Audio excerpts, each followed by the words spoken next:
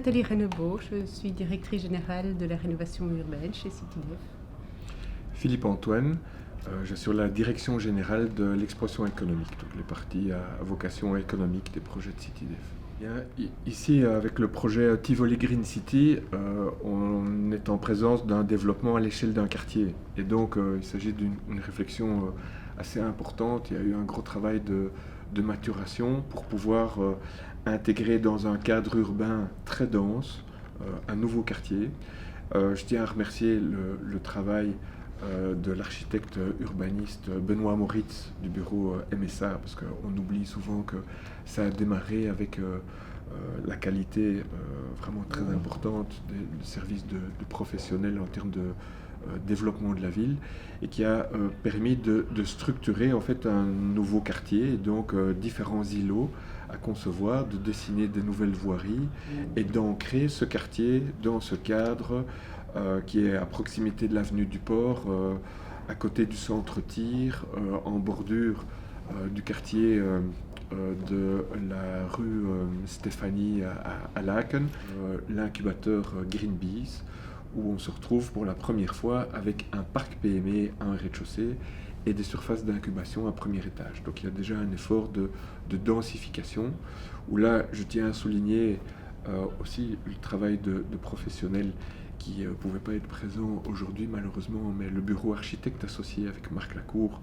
et Sabine Laribaud, qui ont fait un travail incroyable, qui ont vraiment bien compris ce qu'on souhaitait, sachant qu'on a une architecture innovante qui crée du lien et qui fait que les PME qui travaillent sur ce site ne peuvent pas ignorer ce que font leurs voisins. Et donc on a véritablement créé un écosystème. Le site vit sa vie et est plein. Il y a déjà un turnover des occupants et on en est très content. La seconde partie, la plus importante, parce qu'on parle de plus de 400 logements, c'est le projet Tivoli, où il y a 70% de logements conventionnés et 30% de logements sociaux. Donc il y a une mixité d'affectation avec l'activité économique, mais entre les habitants aussi. En plus, il y a un lot qui a été dès le départ gardé pour de l'habitat groupé et un autre pour le principe de l'habitat CLT.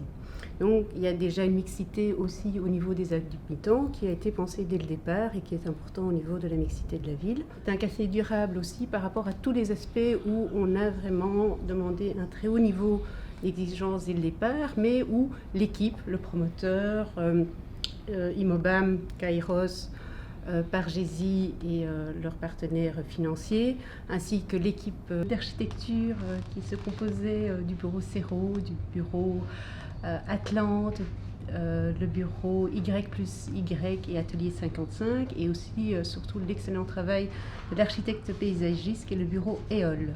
CityDev a mis des très hauts niveaux d'exigence, de qualité, tant au niveau de la mobilité, au niveau de l'énergie, au niveau de la biodiversité, au niveau de la participation, etc.